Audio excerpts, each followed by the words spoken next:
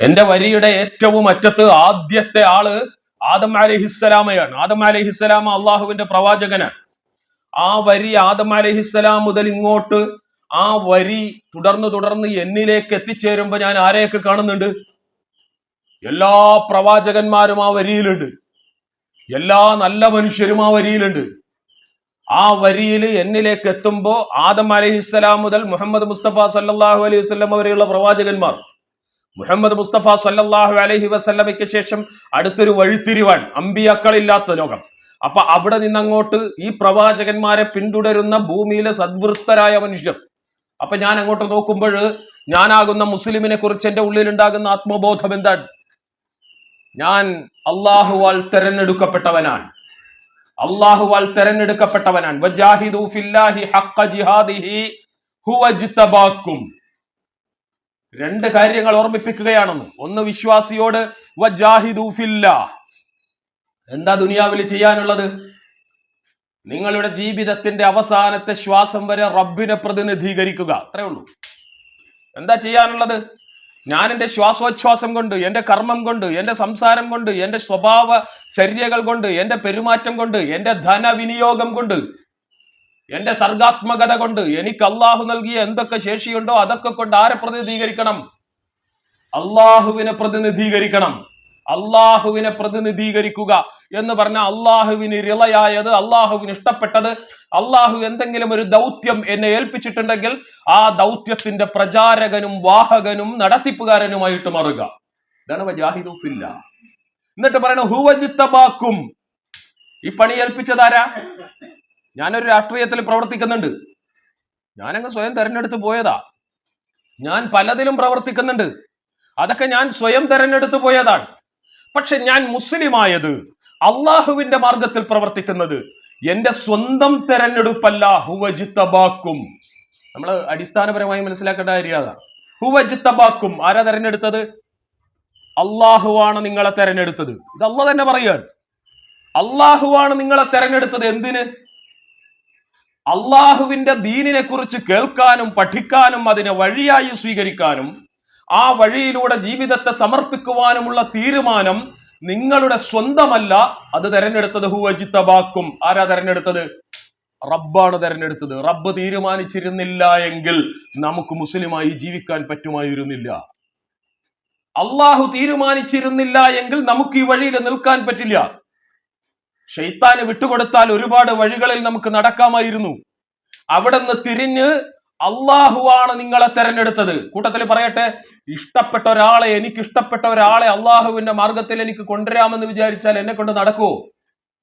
എനിക്ക് പറയാം, പക്ഷെ അയാളെ കൊണ്ടുവരണമെങ്കിൽ ഇന്നക ലാ തഹ്ദീ മൻ അഹ്ബബ്ത, നീ ഇഷ്ടപ്പെട്ട ആളെ ദീനിലേക്ക് കൊണ്ടുവരാൻ, ഹിദായത്ത് കൊടുക്കാൻ നിന്നെ കൊണ്ട് പറ്റില്ല റസൂലേ.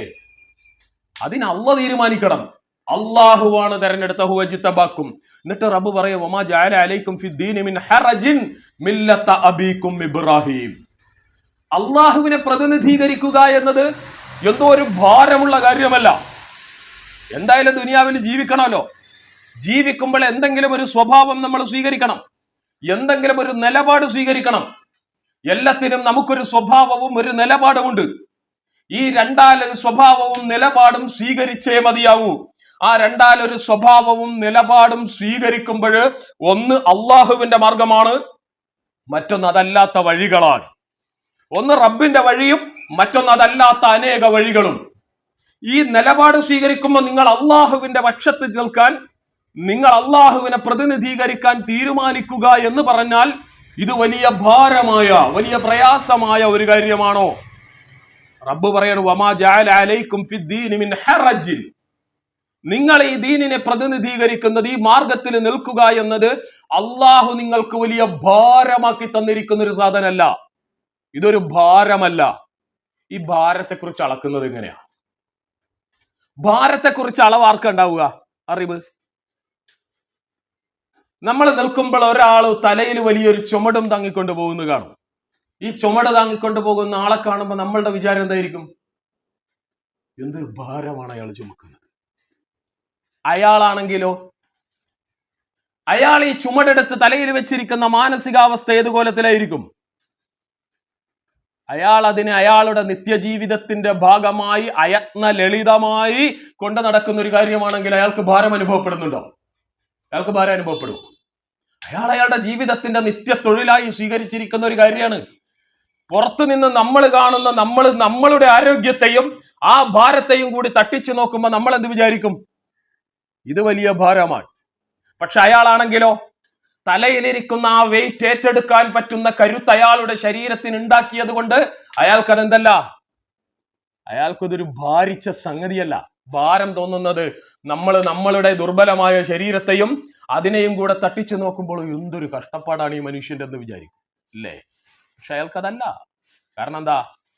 അയാളുടെ ശരീരത്തെ ഇതിനെ ഏറ്റെടുക്കാൻ പറ്റുന്ന കരുത്ത് അയാളുടെ ശരീരത്തിൽ ആർജിച്ചു കഴിഞ്ഞിരിക്കെ അയാൾ നല്ല ആത്മവിശ്വാസത്തോടു കൂടിയാണ് ഈ സാധനം എടുത്തു വെക്കുന്നത്, അല്ലേ? അപ്പൊ അതാണ് പറഞ്ഞത്, വമാ ജഅല അലൈക്കും ഫിദ്ദീനി മിൻ ഹറജിൻ.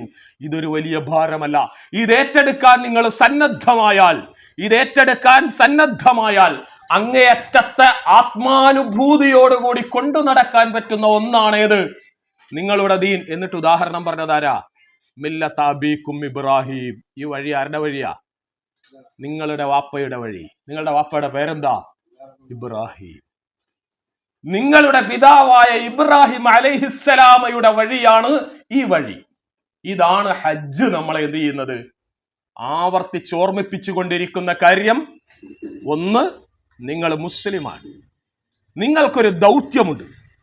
ആ ദൗത്യം നിങ്ങൾ നിർവഹിക്കുന്നത് നിങ്ങൾ ഒറ്റക്കല്ല. നിങ്ങളുടെ പിന്നിലേക്ക് നോക്കുമ്പോൾ നിങ്ങളുടെ പ്രപിതാക്കൾ ഈ ദൗത്യത്തിന്റെ മാർഗത്തില് നിൽക്കുന്നുണ്ട്. നാലാമത്തത്, ഇതൊരു വലിയ ആനക്കാര്യമല്ല, മഹാഭാരമല്ല, അയത്ന ലളിതമായി നിർവഹിക്കാവുന്ന കാര്യം. നിങ്ങളൊരു മുസ്ലിമാണ്. നിങ്ങളെ അള്ളാഹുവാണ് തെരഞ്ഞെടുത്തിരിക്കുന്നത്. നിങ്ങൾക്കൊരു ദൗത്യമുണ്ട്. ആ ദൗത്യ നിർവഹണത്തിന്റെ ഭാഗത്ത് നിങ്ങൾ ഒറ്റക്കല്ല. ഭൂമി മലയാളത്തിലെ മുഴുവൻ പ്രവാചകന്മാരും അണിനിരന്നിരിക്കുന്ന ഒരു കാര്യമാണ്. ഇതൊരു ഭയങ്കര ഭാരമായ കാര്യമല്ല. ഇത് അനുഭൂതിയോടുകൂടി കൊണ്ടു നടക്കാവുന്ന കാര്യമാണ്. അപ്പോഴാണ് ഹാജി എന്ത് പറയുന്നത്? ലബ്ബൈക്ക് അല്ലാഹുമ്മ. ഇത് തിരിച്ചറിഞ്ഞതിന് ശേഷമാണ് നാവിൽ നിന്ന് എന്ത് വരുന്നത്? ലബ്ബൈക്ക് വരുന്നത്. നിന്റെ വിളി ഞാൻ കേട്ടു, ഞാൻ അതിന് മറുപടി നൽകിയിരിക്കുന്നു എന്ന് പറയുന്നത്. പ്രിയമുള്ള സഹോദരങ്ങളെ, അപ്പോൾ ആവർത്തിച്ചോർമ്മിപ്പിക്കപ്പെടുന്ന ഇബ്രാഹിം അലൈഹിസ്സലാമയുടെ മാർഗം ഏതാണ് എന്നതിനെ കുറിച്ച് നിരന്തരമായി നമ്മൾ പഠിക്കണം. കാരണം നമ്മൾ അനുനിമിഷം നിൽക്കുന്നത് ആ ഭാഗത്താണ്. ഇബ്രാഹിം അലൈഹിസ്സലാം, കൂടുതൽ ചരിത്രത്തിലേക്ക് ഞാൻ പോകുന്നില്ല, ചില കാര്യങ്ങൾ പറയുക എന്നത് മാത്രമാണ് ഉദ്ദേശിക്കുന്നത്. എന്താ ഒരു മുസ്ലിമിന്റെ ദൗത്യം? ഒരു മുസ്ലിമിന്റെ ദൗത്യം എന്താ? നമുക്ക് എങ്ങനെ അള്ളാഹുവിന്റെ ദീനിനെ പ്രതിനിധാനം ചെയ്യാൻ കഴിയും? എന്താ മുസ്ലിമിന്റെ ദൗത്യം? അള്ളാഹുവിന്റെ ദീനിനെ പ്രതിനിധാനം ചെയ്യുക എന്നതാണ്, അല്ലേ? നമ്മൾ റബ്ബിന്റെ ദീനുമായി പുറത്തേക്ക് ഇറങ്ങുമ്പോൾ എന്താ പുറത്ത് കാണുക? ആ കൊള്ളാമല്ലോ, ഇത് അള്ളാഹുവിന്റെ ദീൻ, ആകാശത്ത് നിന്ന് റബ്ബിറക്കി തന്നത്. ഈ വഴിയിൽ നിൽക്കുന്നത് മുഴുവൻ അംബിയാ മുർസലീങ്ങൾ, ഒരു കള്ളവും പറയാത്ത, ഒരു തെറ്റും ചെയ്യാത്ത നല്ല ശുദ്ധ മനസ്കരായ മനുഷ്യർ മുഴുവൻ അണിനിരന്നിരിക്കുന്ന പരിശുദ്ധമായ ദീൻ അല്ലേ ഇത്? പക്ഷെ നമ്മൾ പുറത്തേക്ക് എന്ന ആളുകളുടെ മുമ്പിലേക്ക് ചെല്ലുമ്പോൾ എന്താ സംഭവിക്കുക? അവരെന്താ, എങ്ങനെയാ ഇതിനെ സ്വീകരിക്കുക? മനുഷ്യ ചരിത്രത്തിൽ ഒരിടത്തും ഇത്ര പരിശുദ്ധമായ ഒന്നിനെ നന്നായി സ്വീകരിച്ചിട്ടില്ല. ഉണ്ടോ? അന്ന് വരെ അല്ലമീൻ എന്ന് പറഞ്ഞ് നടന്ന പ്രവാചകനെ അവരെന്ത് പറയും? കള്ളാന്ന് വിളിക്കും, അല്ലേ? കൊള്ളൂലാത്തവനെന്ന് വിളിക്കും. കൊണ്ടുവന്നിരിക്കുന്നതിന് ഈ നാട്ടിലെ കുഴപ്പമാണെന്ന് പറയും. വിശുദ്ധ ഖുർആൻ ഇതിനെല്ലാത്തിനും സാക്ഷിയാണ്. ഈ പരിശുദ്ധമായ ഒന്നിനെ കൊണ്ടുചെന്ന് ജനങ്ങളുടെ മുമ്പിലേക്ക് നിൽക്കുമ്പോൾ അവരെന്താ ചെയ്യുന്നത്? സാധാരണ രീതിയിൽ സുഗന്ധമുള്ള അതീവ രുചികരമായ ഒന്ന് ആളുകളുടെ മുമ്പിലേക്ക് കൊണ്ടുചെന്ന് വെക്കുമ്പോൾ ആളുകൾ എന്ത് ചെയ്യും? അതിലേക്ക് ആകൃഷ്ടരായ അത് എടുത്തു കഴിക്കല്ലേ ചെയ്യല്. പക്ഷെ ഇവിടെ സംഭവിക്കുന്നത് എന്താ? ഇവിടെ സംഭവിക്കുന്നത് മനുഷ്യന്മാര് മുഴുവനും അതിനു നേരെ വിരൽ ചൂണ്ടുകയാണ്. വിരൽ ചൂണ്ടിയിട്ട് ഇത് അപകടമാണ് എന്ന് പറഞ്ഞ് വിലക്കാണ്. ഏതുപോലെ കടലിൽ കണ്ടെയ്നർ ഒഴുകി നടക്കുന്നുണ്ട്, ഒരാളും അതിലേക്ക് തുടരുത്. അതോടുകൂടി എന്തായി? മനുഷ്യന്റെ ഉള്ളിൽ എന്തായി? ഭീതിയായി, അല്ലേ? ഈ വരുന്ന കണ്ടെയ്നർ അത് അപകടമാണ്. എന്താണ് അപകടം എന്ന് പറഞ്ഞാൽ അത് പുറത്തു വിടൂല. ഇത് അപകടമാണ് എന്ന് പറയുമ്പോൾ ആളുകളുടെ ഉള്ളിൽ എന്തായി? ഭീതിയായി. ഇത്തരം ഒരു തരം ഭീതി ഇസ്ലാമാകുന്ന അള്ളാഹുവിനെ പ്രതിനിധീകരിക്കുന്ന ഒന്നിനെ കുറിച്ച് ചെല്ലുമ്പോൾ ഭീതി ഉൽപ്പാദിപ്പിക്കും, പേടി. ഇസ്ലാമോഫോബിയ എന്ന് നമ്മൾ പറയുന്ന ഒരു വർത്തമാനം ഇതിപ്പോ ആധുനിക കാലത്തുണ്ടായ ഒരു കാര്യമല്ല, ഇതെപ്പോണ്ട് എന്ന് റബ്ബിന്റെ ദീനുമായി പുറത്തേക്ക് ഇറങ്ങിയ മനുഷ്യ ചരിത്രത്തിന്റെ ആരംഭത്തിൽ തന്നെ ഇസ്ലാം പറഞ്ഞ് പ്രവാചകന്മാർ ഇറങ്ങിയ ആദ്യത്തെ ദിവസം തന്നെ എന്തും പറഞ്ഞിട്ടുണ്ട്? ഇസ്ലാമിനെ കുറിച്ച് ഭീതിയും ഉൽപ്പാദിപ്പിക്കാൻ തുടങ്ങിയിട്ടുണ്ട്. ആരുണ്ടാക്കിയത്? ആരാ ഈ ഭീതി പടച്ചു വിടുന്നത്? ആർക്കാണ് ഇസ്ലാമിനെ എതിർക്കുന്നതിൽ, ഈ ദീനിനെ തകർക്കുന്നതിൽ ഇതുകൊണ്ട് ആരാണ് ഏറ്റവും മുൻപന്തിയിൽ നിൽക്കുന്നത്? നമ്മൾ ആലോചിച്ചിട്ടുണ്ടോ? നമ്മുടെ കാലത്ത് ഇതാരാ ഇതിന്റെ മുൻപന്തിയിൽ നിൽക്കുന്നത്? മനുഷ്യ ചരിത്രത്തിലെ ഇസ്ലാമിനെ എതിർക്കുന്ന, അള്ളാഹുവിന്റെ ദീനീ പ്രതിനിധാനത്തെ എതിർക്കുന്നത് മുഴുവൻ ചരിത്രം എടുത്ത് പരിശോധിച്ചാൽ അതിനെ 2 കാറ്റഗറിയിൽ നമുക്ക് ഒതുക്കി വെക്കാൻ പറ്റും. ഒന്ന് മതപൗരോഹിത്യം, അല്ലേ? ഒന്നാരാ? മതപൗരോഹിത്യം, പൗരോഹിത്യം. രണ്ടാമത്തത് ആരാ? ലോകത്തിന്റെ അധികാരം കയ്യിലിരിക്കുന്ന ആളുകൾ. രണ്ടാമത്തേത് ആത്മീയത കയ്യിലിരിക്കുന്ന ആളുകൾ. ഈ 2 കൂട്ടരും കൂടിയാണ് ആരെ എതിർക്കുന്നത്? അള്ളാഹുവിന്റെ ദീനിനെ, അമ്പിയാക്കളെ എതിർത്തുകൊണ്ടിരിക്കുന്നത്. ശരിയല്ലേ? ലോകത്ത് ഇസ്ലാമിനെ എതിർക്കുന്ന ആരാ? ഒന്നാരാ ദീനിനെ എതിർക്കുന്നത്? ഒന്ന് മതങ്ങളുടെ പേരിൽ ഉണ്ടാക്കിയിരിക്കുന്ന വ്യാജ പൗരോഹിത്യമാണ്. രണ്ടാമത്തത് ലോകത്തിന്റെ അധികാരം കയ്യിലിരിക്കുന്ന അധികാര ശക്തികളാണ്. അപ്പം മതവും അധികാരവും ഒന്നിച്ച് ദൈവീകതയെ എതിർക്കുന്നു എന്നതാണ് ലോകത്തിന്റെ മനുഷ്യ ചരിത്രത്തിന്റെ ഭാഗം. മതവും അധികാരവും കൂടി ദൈവീകതയ്ക്കെതിരെ നിലപാടെടുക്കുന്നു എന്നതാണ് ലോകത്തിന്റെ ചരിത്രം. ഇബ്രാഹിം അലൈഹിസ്സലാത്തു വസ്സലാമയുടെ ചരിത്രത്തിൽ പഠിപ്പിക്കുമ്പോൾ 2 ശക്തികളെ കാണാം. ഫിർഔന്റേതിൽ കാണാം. ലോകത്തെ മുഹമ്മദ് മുസ്തഫ സല്ലല്ലാഹു അലൈഹി വസല്ലമ വരെയുള്ള പ്രവാചകന്മാരുടെ ചരിത്രത്തിൽ കാണാം. വിശുദ്ധ ഖുർആൻ പേരെണ്ണി പറഞ്ഞിരിക്കുന്ന പ്രവാചകന്മാരുടെ ദൗത്യത്തെക്കുറിച്ച് ഖുർആൻ സൂചിപ്പിച്ചതിലൊക്കെ ഈ 2 ശക്തികളെയും നമുക്ക് കാണാൻ സാധിക്കും. ഒരു കൂട്ടർ അധികാരമാണ്. അധികാരികൾക്ക് എന്താ പ്രശ്നം? അധികാരവും ഈ രാജ്യം ഭരിക്കുന്ന, ലോകത്തിന്റെ രാജ്യം ഭരിക്കുന്ന എന്ന് പറയാൻ ലോകത്തിന്റെ മനുഷ്യരുടെ രാഷ്ട്രീയ, സാമൂഹിക, സാമ്പത്തിക ജീവിതത്തെ നിയന്ത്രിച്ചു കൊണ്ടിരിക്കുന്ന ശക്തികളും വ്യവസ്ഥകളും അവർക്കെന്താ പ്രശ്നം? അവരും അള്ളാഹുവിന്റെ ദീനുമായി എന്താണ് ഏറ്റുമുട്ടേണ്ടി വരിക? എന്താ പ്രശ്നം? ഇബ്രാഹിം അലൈഹിസ്സലാത്തു വസ്സലാം പഠിപ്പിച്ചത് ലാ ഇലാഹ ഇല്ലല്ലാ. ഒന്ന് നമ്മളുടെ ദൗത്യം ലാ ഇലാഹ ഇല്ലല്ലയുടെ പ്രതിനിധാനം. അള്ളാഹുവാണ് ഉടമസ്ഥൻ, അള്ളാഹുവാണ് റബ്ബ്, അള്ളാഹുവാണ് ഇലാഹ്, അള്ളാഹുവാണ് മാലിക്, അല്ലേ? റബ്ബാൻ എന്ന് പറഞ്ഞതിന്റെ അർത്ഥം എന്താ? എന്റെ ജീവിതത്തെ പൂർണ്ണമായി അള്ളാഹുവിന്റെ മുമ്പിൽ സമർപ്പിക്കണം. വജ്ജഹ്തു വജ്ഹിയ ലില്ലദീ ഫതറസ് സമാവാതി വൽ അർള ഹനീഫൻ മുസ്ലിമൻ വമാ അന മിനൽ മുശ്രിക്കീൻ. ഇതാണ് ദൗത്യം. എന്താ ദൗത്യം? എന്റെ ജീവിതം, അതിന്റെ ഉടമസ്ഥൻ ആരാ? എന്റെ ജീവിതത്തിന്റെ ഉടമസ്ഥൻ ആരാ? അള്ളാഹുവാൻ, റബ്ബാൻ. എന്റെ ജീവിതത്തിന്റെ മുഴുവൻ കാര്യങ്ങളുടെയും തീരുമാനാധികാരം എനിക്കല്ല, ആർക്കാണ്? അള്ളാഹുവിനാണ്. ഇത് റബ്ബിന് വകവെച്ചു കൊടുക്കുക എന്നതാണ്. ഇതാണ് ഒരാള് മുസ്ലിം ആവുക എന്ന് പറഞ്ഞാൽ, ഒരാൾ അള്ളാഹുവിന്റെ ആളാവുക എന്ന് പറഞ്ഞാൽ, പടച്ചവനെ എന്റെ ജീവിതത്തിന് നീ എനിക്ക് സ്വാതന്ത്ര്യം തന്ന ജീവിത മേഖലകളിലെ തീരുമാനാധികാരം എനിക്കല്ല, നിനക്കാണ്. ലാ ഇലാഹ ഇല്ലല്ലാഹ്. എനിക്കല്ല, നിനക്കാണ് റബ്ബേ. ഞാൻ എന്ത് ചെയ്യുമ്പോഴും ഒരു കാര്യമേ നോക്കൂ. എന്തെന്നാ? നിനക്കിഷ്ടമാണോ അല്ലേ? നിനക്കിഷ്ടമില്ലെങ്കിൽ ഞാൻ അതിൽ നിന്ന് പിന്മാറും. നിനക്കിഷ്ടമാണെങ്കിൽ, നീ അനുവദിച്ചതാണെങ്കിൽ ഞാനത് പരമാവധി നിർവഹിക്കും. അല്ലേ? ഇതല്ലേ ഇസ്ലാം?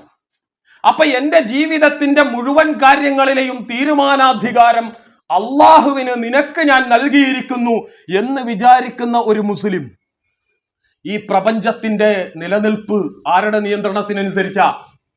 അള്ളാഹുവിന്റെ നിയമവ്യവസ്ഥകൾക്കനുസരിച്ചാൽ. അള്ളാഹുവിന്റെ നിയമവ്യവസ്ഥകൾക്കനുസരിച്ച് നടക്കുന്നു എന്നതുകൊണ്ട് ഈ പ്രപഞ്ചത്തിനൊരു തകരാറുമില്ല.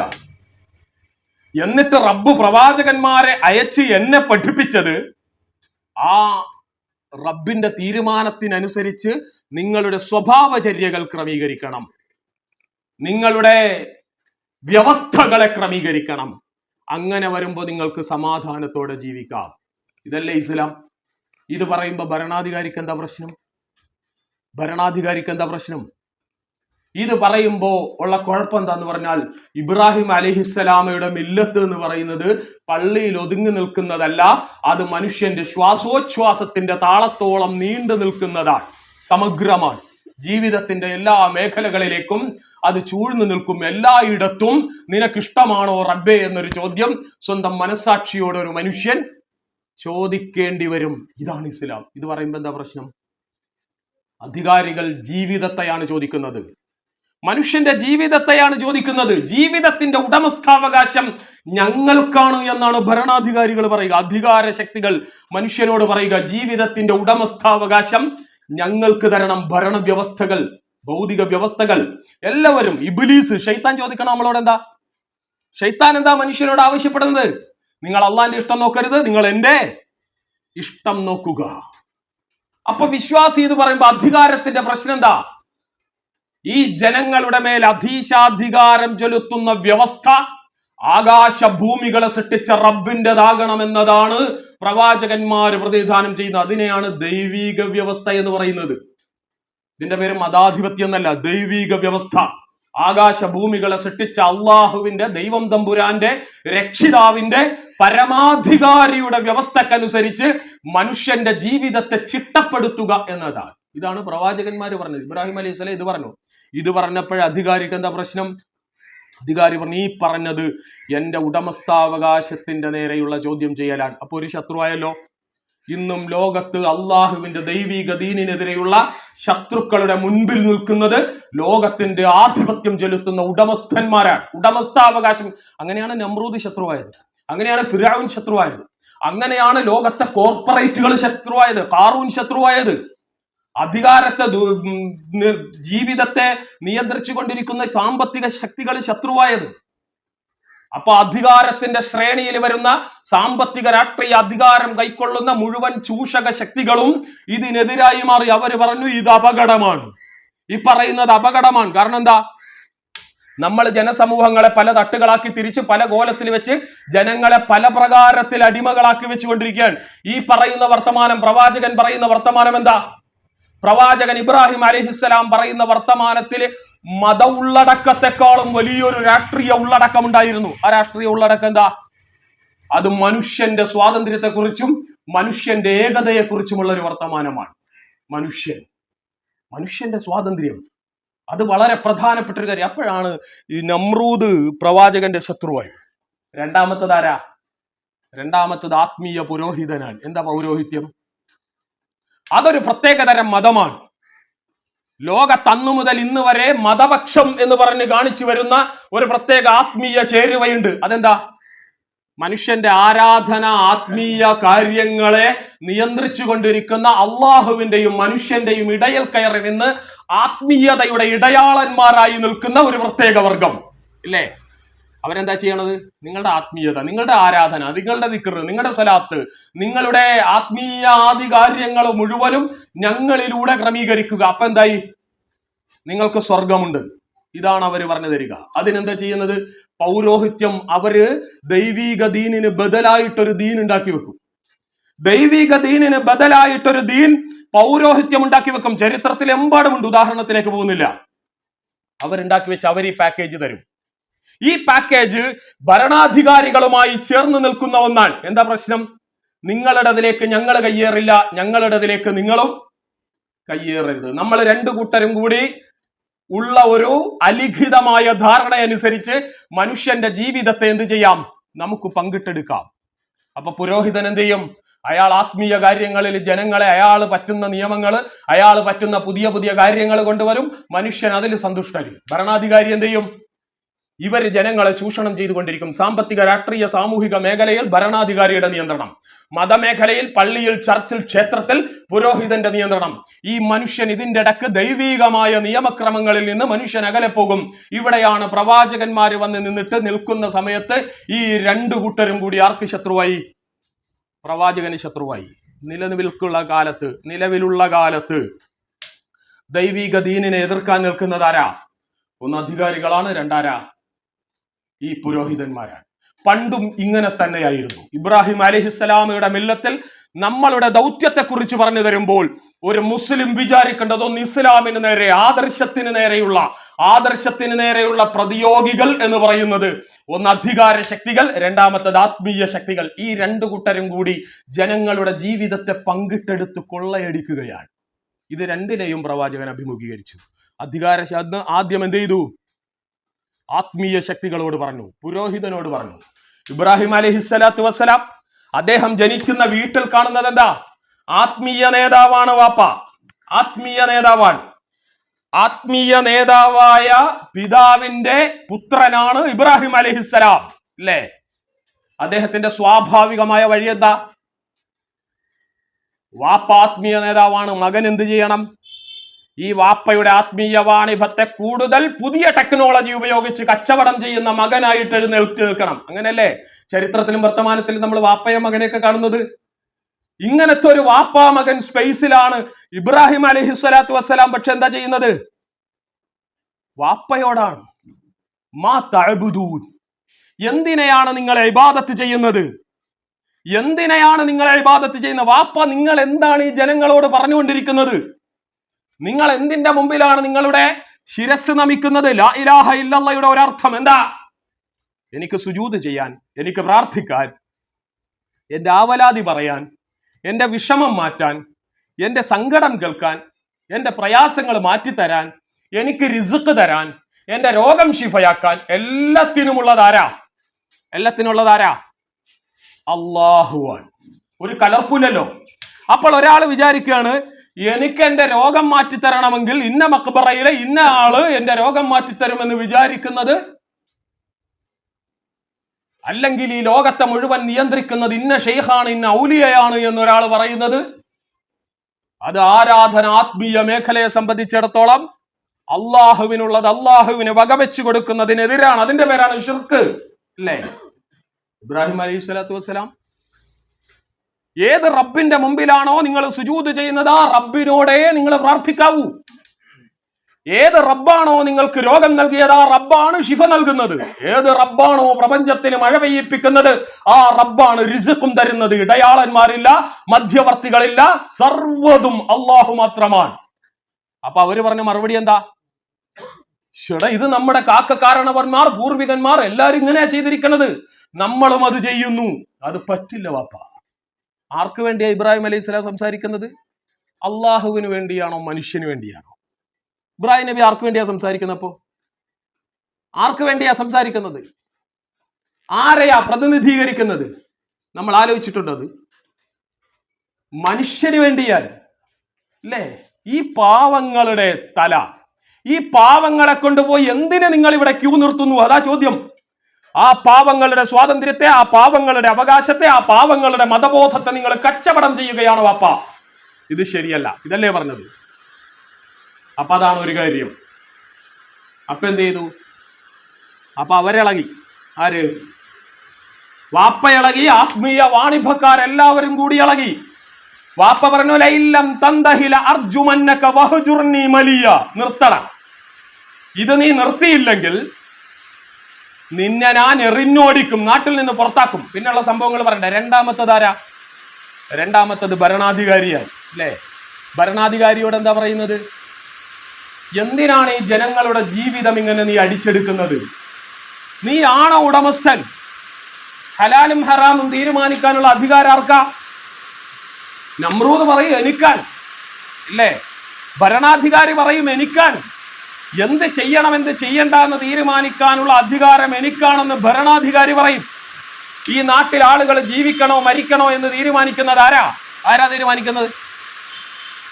അത് ഞാനാ. രണ്ടാളെ വിളിച്ച് ഒരാളെ കൊല്ലുക, ഒരാളെ വിടുക. കണ്ടില്ലേ? ഇതാ പറഞ്ഞത്. ഇത് അക്ഷരാർത്ഥത്തിന് നടപ്പാക്കിയ ആളാ നമ്രൂദ്. വിശുദ്ധ ഖുർആനിൽ ഇബ്രാഹിം അലൈഹിസ്സലാം നമ്രൂദിന്റെ അടുത്ത് ചെന്നു. ഈ അധികാരത്തിന്റെ ഒരു പ്രത്യേകത എന്താ? യഥാർത്ഥത്തിൽ മനുഷ്യന്റെ ജീവിതത്തെ മുഴുവനും നിയന്ത്രിച്ചു കൊണ്ടിരിക്കുന്നത് ഭരണവ്യവസ്ഥകളാണ്, അല്ലെ? അധികാര വ്യവസ്ഥകളാണ്. അവരാണ് നിയന്ത്രിക്കുന്നത്.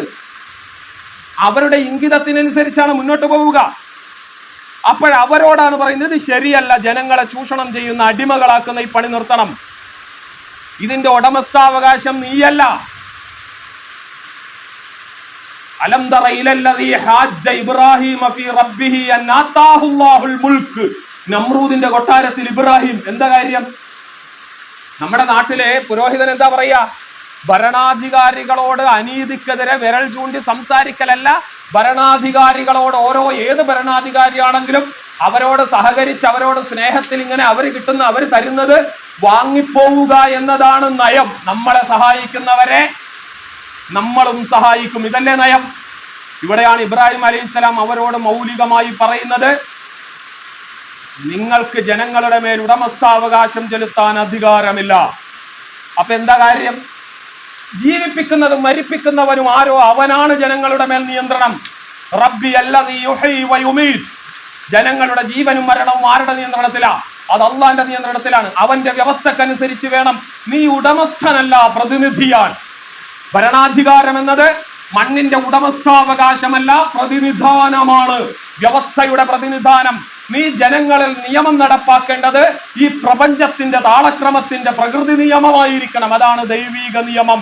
ഭരണാധികാരി ദൈവീക നിയമം അനുസരിച്ച് ജനങ്ങളെ നയിക്കുന്ന ജനപ്രതിനിധിയാവണം. ഇതാണ് പ്രവാചകന്റെ നിയമം. ഇതാണ് ഇസ്ലാം മുന്നോട്ട് വെക്കുന്ന അധികാര കാഴ്ചപ്പാട്. ഭരണാധികാരി ഉടമസ്ഥനല്ല, പ്രതിനിധിയാണ്, ജനപ്രാതിനിധ്യമാണ്. നമ്രൂദ് എതിർത്തു. നമ്രൂദ് പറഞ്ഞു അനൗഹി വൗമീത്. ഞാനും കേൾക്കാൻ പറ്റുന്നുണ്ടോ? അനൗഹി വൗമീത്. ഞാനും ജീവിപ്പിക്കുന്നുണ്ടോ മരിപ്പിക്കുന്നുണ്ടോ? നിന്റെ റബ്ബ് മാത്രല്ല അല്ലേ? അപ്പൊ ഇബ്രാഹിം അലൈഹിസ്സലാം പറയുന്ന ഒരു വർത്തമാനം ഇപ്പോഴത്തെ പറഞ്ഞാല്, ദേ പെയ്യുന്നു മഴ, നിനക്ക് പറ്റുമെങ്കിൽ ഈ നാട്ടിലെ മഴയൊന്ന് നിർത്താൻ പറ്റുമോ? ഇബ്രാഹിം അലൈഹിസ്സലാം പറഞ്ഞത്, സൂര്യൻ എന്റെ റബ്ബ്, പ്രപഞ്ചത്തിന്റെ വ്യവസ്ഥ എന്റെ റബ്ബിന്റെ കയ്യിൽ. സൂര്യൻ കിഴക്കുതിച്ച് പടിഞ്ഞാറ് അസ്തമിപ്പിക്കുന്നത് ആരാ?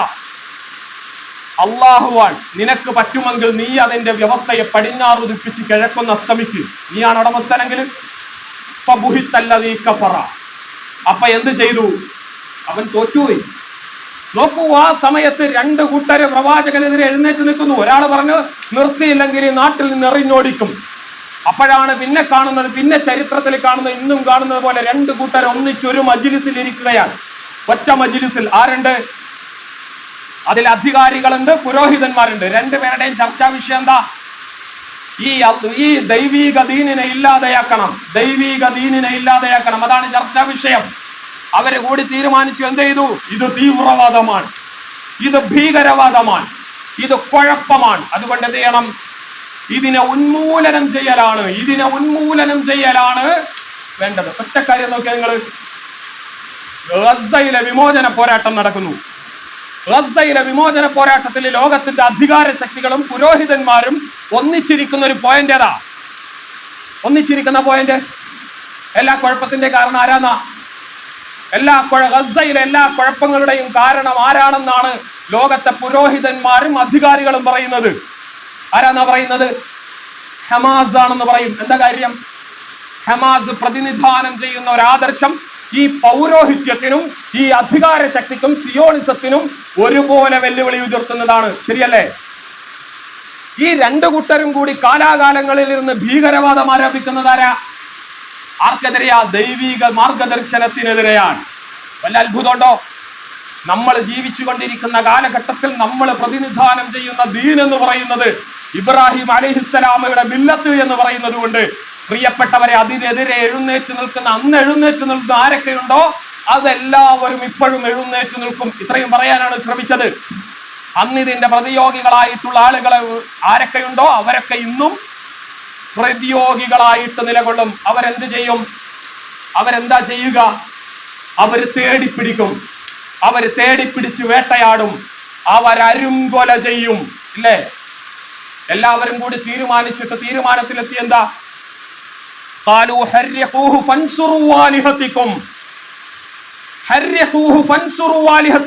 നമ്രൂദ് എന്ത് മിടുക്കനാന്നറിയോ? നമ്രൂദ് ഇബ്രാഹിമിനെ ഇല്ലായ്മ ചെയ്ത് കളയണം, എന്റെ അധികാരത്തിന്റെ നേരെ ചോദ്യം വരുമെന്ന് പറഞ്ഞില്ല. പറഞ്ഞെന്താ? ഫൻസുറു വാലിഹത്തിക്കും. ഇത് നിങ്ങളുടെ മതജീവിതത്തിന്, നിങ്ങളുടെ ഇലാഹുകൾക്ക്, നിങ്ങളുടെ ആത്മീയതയ്ക്ക്, നിങ്ങളുടെ മതത്തിൽ നിങ്ങളുടെ മതവികാരം വ്രണപ്പെടുത്തുന്ന, നിങ്ങളുടെ മതപരമായി കുഴപ്പമുണ്ടാക്കുന്ന ഒരു സാധനമാണ്. അതുകൊണ്ട് നിങ്ങളുടെ ദൈവങ്ങളെ രക്ഷിക്കാൻ ഇവനെ കത്തിച്ചു കളയണം. എങ്ങനെയുണ്ട്? ഇതാണ് നമ്രൂദും പറഞ്ഞത്. അധികാരികളുടെ എന്നത്തെയും ശ്രമം അങ്ങനെയാണ് ദേവീദേവന്മാരും സിമ്പലാവുന്നത്. നോക്കൂ, ശ്രീരാമൻ സിമ്പലായി അധികാരിയുടെ മുമ്പിൽ വരുന്ന എന്തിനാ? എന്റെ ഭരണാധികാരത്തെ രക്ഷിക്കാൻ വരൂ എന്നല്ല, നിങ്ങളുടെ വിശ്വാസങ്ങളെ രക്ഷിക്കാൻ വേണ്ടി ഇവനെ ഇല്ലാതെയാക്കണം, അല്ലേ? ഇതാ പറയുന്നത്. അപ്പോഴങ്ങനെ രംഗത്ത് വരും. അവരൊക്കെ കൂടെ കൂടിയിരുന്ന് തീരുമാനിക്കുന്ന തീരുമാനം എന്തായിരിക്കും? ഇബ്രാഹിം അലൈഹിസ്സലാമയ്ക്കെതിരെ നാട്ടിലൊരു പൊതുബോധം ഉണ്ടാക്കി വെച്ചു. എന്താ പൊതുബോധം? വേണ്ടാത്ത പണിക്ക് നിൽക്കുന്നവൻ, കുഴപ്പക്കാര്, മതമിടങ്ങറാക്കുന്നവൻ, രാജ്യത്ത് കലാപമുണ്ടാക്കുന്നവൻ, ഇങ്ങനെയൊക്കെയാണ്. ഇബ്രാഹിം അലൈഹിസ്സലാം ഒരു എറുമ്പിനെ പോലും നോവിച്ചിട്ടില്ല, ഒരു മനുഷ്യനെയും മാറ്റി നിർത്തിയിട്ടില്ല. കലവറയില്ലാത്ത മനുഷ്യ സ്നേഹം.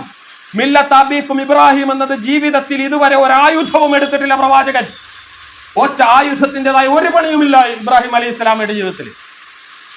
മനുഷ്യനെ കുറിച്ച്, മനുഷ്യനോടുള്ള അങ്ങേ അറ്റത്തെ സ്നേഹം, മനുഷ്യന്റെ തലകുനിയുന്നത്, മനുഷ്യന്റെ അവകാശങ്ങൾ ധ്വംസിക്കപ്പെടുന്നത്, മനുഷ്യന്റെ ആവലാദികൾ, മനുഷ്യന്റേതായ പ്രശ്നം, ഇതല്ലാതെ വേറൊന്നും പറഞ്ഞിട്ടില്ല. ഈ നാട്ടുകാരുടെ ക്ഷേമത്തിന് വേണ്ടി മാത്രം അങ്ങേറ്റം ഗുണകാംക്ഷ, അങ്ങേറ്റം സ്നേഹം, ഇത് മാത്രമാണ് കൈമുതലായിട്ടുള്ളത്. പക്ഷേ മജ്‌ലിസ് കൂടി തീരുമാനിക്കുന്ന എന്താ? ഹര്യഹുഹു ഫൻസുർവാലി, കത്തിച്ചു കളയണം, ചുട്ടുകളയണം, വെച്ചേക്കരുത്, ഇല്ലേ? ഇതാണ് നിലപാടെടുത്തത്.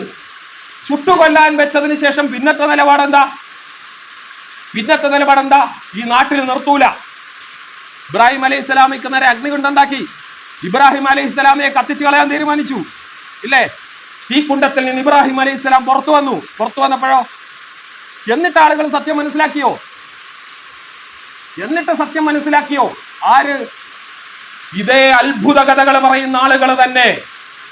അത്ഭുതങ്ങളല്ലേ പറയുന്നത്? വിശ്വാസത്തിന് അത്ഭുതങ്ങളുടെ മാജിക്കുകളാണ് വിശ്വാസത്തിന് വേണ്ടി കൊണ്ടുവരുന്നത്.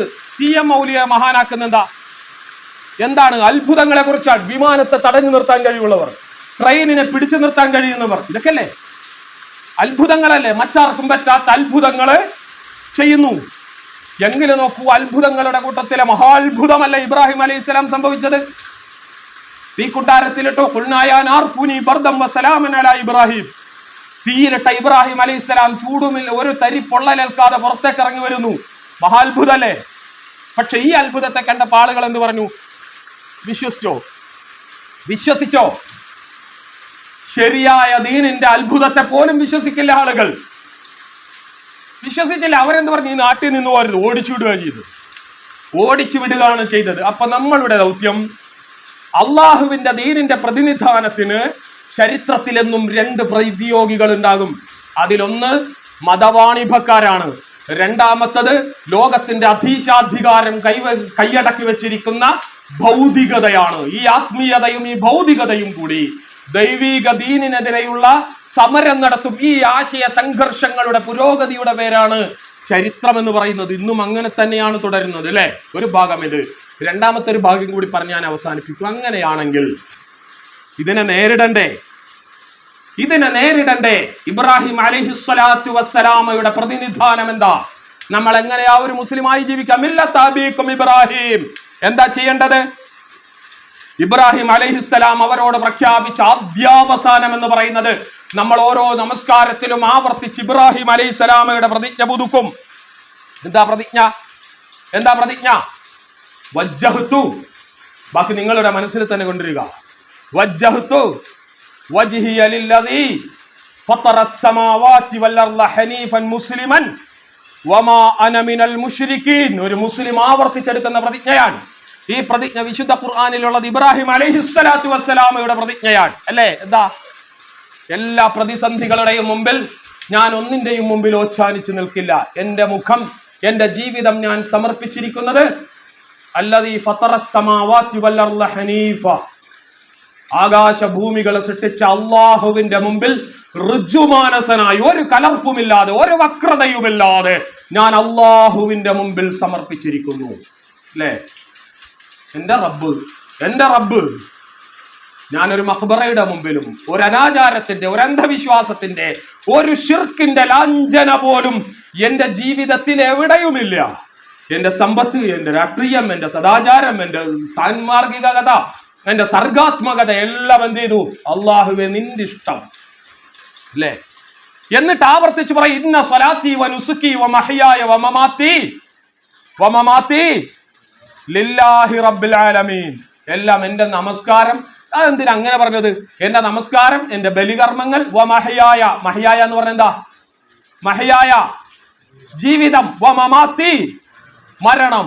അഥവാ എന്റെ ജീവിതവും മരണവും അള്ളാഹുവിന്, എന്റെ ജനനവും മരണവും ജനന മരണങ്ങൾക്കിടയിലുള്ള എന്റെ ജീവിതം മുഴുവനും ആർക്കാണ്? ലില്ലാഹി റബ്ബിൽ ആലമീൻ. ആവർത്തിച്ച് പ്രഖ്യാപിക്കുകയാണ്. അങ്ങനെ പ്രഖ്യാപിച്ചു കഴിയുമ്പോ വിശ്വാസിയുടെ ഉള്ളില് ഇനി നേരത്തെ പറഞ്ഞ ശത്രുക്കൾ എല്ലാവരും കൂടി അണിനിരക്കും. അണിനിരന്നു കഴിയുമ്പോ എന്ത് വിചാരിക്കും? പടച്ചവനെ, പെട്ടല്ലോ റബ്ബേ, വല്ല കാര്യം ഉണ്ടായിരുന്നോ ഈ കുഴപ്പത്തിന് പോവാൻ? വല്ല ആവശ്യം ഉണ്ടായിരുന്നോ? അപ്പൊ വിശ്വാസിയുടെ ഉള്ളിൽ മില്ലത്ത് അബീക്കും ഇബ്രാഹിം, ഇബ്രാഹിം അലൈഹിസ്സലാമയുടെ മില്ലത്ത് നമുക്ക് പകർന്നു തരുന്ന ഒരു വികാരമുണ്ട്.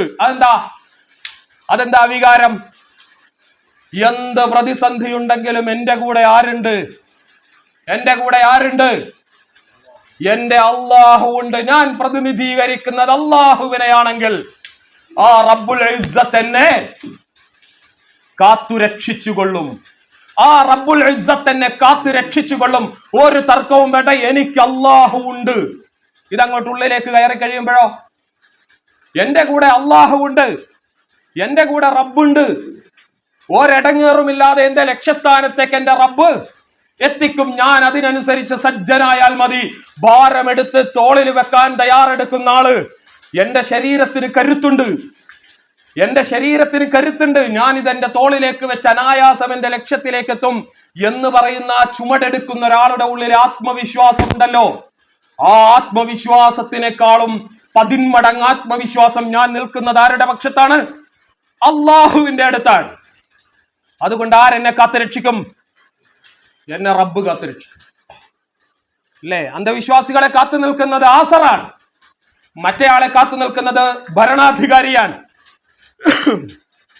ഇവരെ രണ്ടുപേരും ദുർബലരാണ്. ഞാൻ പിടിച്ചിരിക്കുന്ന പാശമേതാ? ഹബ്ലുല്ലാഹ്. ഈ മഹാപ്രപഞ്ചത്തിലെ അനക്കങ്ങളുടെയും അടക്കങ്ങളുടെയും മുഴുവന്റെയും ഉടമസ്ഥനായ റബ്ബുൽ ഇസ്സത്തിനാണ് എന്റെ കൂടെ ഉള്ളത്. നിന്റെ കൂടെയോ? എന്റെ റബ്ബ് ശ്വാസം പിടിച്ചാൽ മരിച്ചു വീഴാവുന്ന ഒരുത്തനാണ് നിന്റെ കൂടെയുള്ളത്. നിന്റെ കൂടെയോ? നീ നിന്റെ സ്വന്തം കൈകൊണ്ടും എനഞ്ഞുണ്ടാക്കിയിരിക്കുന്ന ഒന്നൊരു കോടാലി കൈ കൊണ്ട് തട്ടിയാൽ ഉടഞ്ഞു പോകുന്ന ദുർബലമായതാണ് നിന്റെ കയ്യിലുമുള്ളത്. എന്റെ കയ്യിൽ ആരാ? എന്റെ കൂടെ ആരാ? അല്ലാഹു. എന്റെ കൂടെ ഉള്ളത് അല്ലാഹു. ഇതൊരു വിശ്വാസിക്ക് ഇബ്രാഹിം അലൈഹിസ്സലാമയുടെ മില്ലത്ത് എന്ന് പറയുമ്പോൾ ഇത് പകർന്നു നൽകുന്ന ആത്മവിശ്വാസം എന്താണ്? ആ ആത്മവിശ്വാസം ആകാശത്തോളം ഉയർന്നു പോകും. ഇല്ലേ? ആത്മവിശ്വാസം ഉണ്ടായപ്പോഴാണ് ഇവരൊക്കെ കൂടെ പിടികൂടിയത്. ഇബ്രാഹിം അലൈഹിസ്സലാമ എന്ത് ചെയ്തു? കെട്ടിയിട്ട് വലിയ അഗ്നികുണ്ഡത്തിലേക്ക് ഇട്ടു. ഇബ്രാഹിം അലൈഹിസ്സലാം അന്ന് ചെയ്ത പ്രാർത്ഥനയെ കുറിച്ചുണ്ട്. എന്താ പ്രാർത്ഥന? ഹസ്ബി അല്ലാഹ്, എനിക്ക് അല്ലാഹു. അപ്പൊ കത്തിക്കാളുന്ന തീ കാണുമ്പോ പുറത്തു നിന്ന് നമ്മൾ നോക്കുമ്പോൾ എന്ത് വിചാരിക്കും? ഈ മനുഷ്യൻ അനുഭവിക്കുന്ന കൊടും പീഡനങ്ങളുടെ നമുക്ക് അസഹനീയമായി തോന്നും. അയാളുടെ ഭാഗത്ത്, ഇബ്രാഹിം അലൈഹി സ്വലാമയുടെ ഭാഗത്ത് നിന്ന് ചിന്തിക്കുമ്പോൾ എന്തായിരിക്കും? ഇബ്രാഹിം അലൈഹി സ്വലാത്തു വസ്സലാമയുടെ മാനസികാവസ്ഥ എന്തായിരിക്കും? ഈ നിസ്സാരമായി നിങ്ങൾ കത്തിക്കുന്ന തീയോ, ഈ തീയിന്റെ ചൂടിനെ അതിജയിക്കാൻ പറ്റുന്ന മാനസികമായ കരുത്ത്. കാരണം എന്താ? നിന്നെ പ്രതിനിധീകരിക്കുമ്പോൾ ഈ കത്തിക്കൊണ്ടിരിക്കുന്ന തീയിന്റെ ചൂടിന്റെ മുമ്പിൽ ഒന്നുമല്ല. അതുകൊണ്ട് കത്തിക്ക്. അവര് കത്തിച്ചു. കത്തിക്കുന്ന സമയത്ത് അവരനുഭവിക്കുന്ന എന്താ? എല്ലാ പൊള്ളലിനെയും ചൂടിനെയും അതിജയിക്കുന്ന ആത്മീയമായ ഒരു അനുഭൂതി ഇല്ലേ? ആ അനുഭൂതിയാണ് ഗസയിലെ തകർന്നടിഞ്ഞ തെരുവിലിരുന്നു കൊണ്ടൊരു മനുഷ്യൻ യഹ്യാ സിൻവാർ ജീവന്റെ അവസാനത്തെ തുള്ളിയും ഉപയോഗിച്ചുകൊണ്ട് അള്ളാഹുവിന്റെ ശത്രുവിനെതിരെ ആഞ്ഞോങ്ങുന്ന യഹ്യാ സിൻവാറിനെ കണ്ടില്ലേ? അവിടെ കാണുന്നത് മരണവെപ്രാളമാണോ? മുറിഞ്ഞു വീഴുന്ന, ചീറ്റിത്തെറിക്കുന്ന ചോരയുടെ ജീവന്റെ പോകുന്നതിന്റെ പിടച്ചിലാണോ? അതോ അവരനുഭവിക്കുന്ന അനിർവചനീയമായ ഒരു മാനസികാവസ്ഥയാണോ? എന്താ അനുഭവിക്കുക? ഇത് പുറത്തുനിന്ന് കാണുന്ന നമ്മൾ എന്ത് കണ്ടു? അവരെന്തറിഞ്ഞു? ഇബ്രാഹിം അലൈഹിസ്സലാം കയറി നിന്നിട്ട് പറഞ്ഞത് ഹസ്ബി അല്ലാഹു ലാ ഇലാഹ ഇല്ലാ ഹുവ അലൈഹി തവക്കൽതു വഹുവ റബ്ബുൽ അർശിൽ അളീം. അല്ലേ? ഹസ്ബി അല്ലാഹ് നിഅമൽ മൗല വ നിഅമൻ നസീർ. എനിക്കെന്റെ റബ്ബ് മതി. അപ്പോഴാണ് അള്ളാഹ് പറയുന്നത് എന്ത് എഴുതുന്നത്? ഖുൽനാ യാ നാർ കൂനി ബർദം വ സലാമൻ അലാ ഇബ്രാഹിം. അല്ലേ? ഇബ്രാഹിമിന് തീയും ചൂടും തണുപ്പുമായിട്ട് മാറ്റിക്കൊണ്ടു. ഇറങ്ങി വന്ന ഇബ്രാഹിം അലൈഹി സ്വലാമയെ പിന്നെ നാട്ടിൽ നിർത്തണില്ല. നിരാശപ്പെടേണ്ട ഒരു സന്ദർഭം അത്. പടച്ചവനെ ഇത്രയും പണിയെടുത്തിട്ട് ഇത്രയും മഹാത്ഭുതം കാണിച്ചിട്ട് ഈ ജനങ്ങൾ വിശ്വസിക്കണില്ലല്ലോ, അല്ലേ? നിരാശപ്പെടേണ്ട ഒരു ഘട്ടല്ലേ? അപ്പൊ ഇബ്രാഹിം അലൈഹി സ്വലാമയോട് ചോദിക്കുന്നുണ്ട്, എന്ത് ചെയ്യും? സംഭവം ശരി, ഇതൊക്കെ കണ്ട് നീ ശരിയാണ്, പക്ഷെ ഇവിടെ വേണ്ട. എന്ത് ചെയ്യും? എങ്ങിട്ട് പോവും? വീട്, നാട്, കുടുംബം എല്ലാവരും ഒഴിവാക്കി. ആർക്കും വേണ്ട, ബഹിഷ്കരിച്ചു. ഇബ്രാഹിം അലൈഹി സ്വലാമയുടെ പൗരത്വമാണ് എടുത്തു കളഞ്ഞത്, പുറത്തേക്ക് വിട്ടു. അപ്പൊ ഇബ്രാഹിം അലൈഹി സ്വലാമയോട് ചോദിക്കുന്നുണ്ട്, എന്ത് ചെയ്യും? ഇന്നി ദാഹിബുൻ ഇലാ റബ്ബി സയഹ്ദീൻ. എന്റെ പാരുണ്ട്. ഇന്നി ദാഹിബുൻ ഇലാ റബ്ബി, എന്റെ പാരുണ്ട്, എന്റെ റബ്ബുണ്ട്. സയഹ്ദീൻ, അവൻ എന്നെ വഴി നടത്തും. ഇതാണ് ആത്മവിശ്വാസം എന്നത്. സൗർ ഗുഹയിലിരിക്കുന്ന മുഹമ്മദ് മുസ്തഫ സല്ലല്ലാഹു അലൈഹി വസല്ലമയോട് ചോദിക്കുന്നുണ്ട് അബൂബക്കർ സിദ്ദീഖ് റളിയല്ലാഹു അൻഹു, ശത്രുക്കൾ ആരെങ്കിലും ഒന്ന് കുനിഞ്ഞു നോക്കിയാൽ നമ്മളെ കാണില്ലേ? കണ്ടാൽ എന്താ അവസ്ഥ? യാ അബൂബക്കർ, അബൂബക്കറെ, മൂന്നാമനായിട്ട് അള്ളാഹു ഉള്ള രണ്ടാളുകളെ കുറിച്ച് നീ എന്താ വിചാരിച്ചിരിക്കുന്നത്? ലാ തഹ്സൻ ഇന്നല്ലാഹ മഅനാ. ചെങ്കടലിന്റെ അറ്റത്ത് വന്ന് നിൽക്കുന്ന മൂസാ അലൈഹിസ്സലാമയോട് ബനി ഇസ്രായേൽ സമൂഹം ചോദിച്ചു. പുറകിൽ ഫിറൗന്റെ സൈന്യം ദാ വരുന്നു. മുമ്പിൽ കൊണ്ടുവന്ന് നിർത്തിയിരിക്കുന്നത് എവിടെയാ? ചെങ്കടലിന്റെ തീരത്താണ് കൊണ്ടു നിൽക്കുന്നത്. എന്ത് ചെയ്യും? അല്ല, ഇന്ന മഅ റബ്ബി സയഹ്ദീൻ. അപ്പൊ മൂസാ അലൈഹിസ്സലാം പറഞ്ഞു, എന്ത്? ഇന്ന മഅ റബ്ബി സയഹ്ദീൻ, എന്റെ ഒപ്പം എന്റെ റബ്ബുണ്ട്, എന്നെ ഹിദായത്ത് നൽകും. അങ്ങനെയാണ് ഗസ്സ അത്ഭുതമാവുന്നത്, അല്ലേ? എന്താ പ്രതീക്ഷിക്കാനുള്ളത്? ജീവിതത്തിൽ അവർക്ക് പ്രതീക്ഷിക്കാൻ എന്തെങ്കിലും ബാക്കിയുണ്ടോ? നമ്മൾ നോക്കുമ്പോ ഒന്ന് തകർത്ത് തരിപ്പണമാക്കി എല്ലാം അവസാനിപ്പിച്ച് ഇറ്റ് ഭക്ഷണമില്ല, പട്ടിണി മരണം, അല്ലേ? ഈ പട്ടിണി മരണത്തിലേക്ക് കയറിക്കിടക്കാൻ വീടില്ല, പോയി കിടക്കാൻ ആശുപത്രികളില്ല, ഒരു സംവിധാനവുമില്ലാതെ ഒരു ജനതയെ അഗ്നികുണ്ഡത്തിന്റെ ചുറ്റുപാടും ഇട്ടിട്ട് ഇത് കണ്ടിട്ട് മനസാക്ഷി മരവിച്ചു പോകുന്ന ജനസമൂഹവും. മനസാക്ഷിയൊക്കെ മരവിച്ചു പോകും. അങ്ങനെയാണ് മരവിച്ചു പോകും അത്തരം ഘട്ടങ്ങളിൽ. മരവിച്ചിട്ട് മാത്രമല്ല, ഇതിന്റെ യജമാനന്മാർക്ക് കൈ കൊടുത്ത് ഷെയ്ക്കാൻഡ് കൊടുത്ത് അവരെ സ്വീകരിച്ചിരുത്തും. അതുമൊക്കെ ലോകത്ത് സംഭവിക്കും. പക്ഷെ ആ ജനത എന്താ ചെയ്യുക? ഞങ്ങളുടെ കല്ലാ ഇന്ന മഅ റബ്ബി സയഹ്ദീൻ, ഇതൊരു വിചാരമായി, ഇതൊരു അനുഭൂതിയായി, ഇതൊരു ശ്വാസഗതിയായി. വിശ്വാസം എന്ന് പറയുന്നത് ഒരു ശ്വാസഗതിയായിട്ട് മാറിക്കഴിയുമ്പോൾ അവരെന്ത് ചെയ്യും? അവര് ഇപ്പൊ കത്തിക്കൊണ്ടിരിക്കുന്ന തീയിന്റെ അപ്പുറത്ത് നാളത്തെ ഒരു കുളിർമഴയെ, ഒരു കുളിരിനെ പ്രതീക്ഷിച്ചുകൊണ്ട് അവരെന്ത് ചെയ്യും? ഈ തീക്കിടങ്ങിനെ ചാടിക്കടക്കും, ഇല്ലേ? ഇബ്രാഹിം അലൈഹിസ്സലാത്തു വസ്സലാം.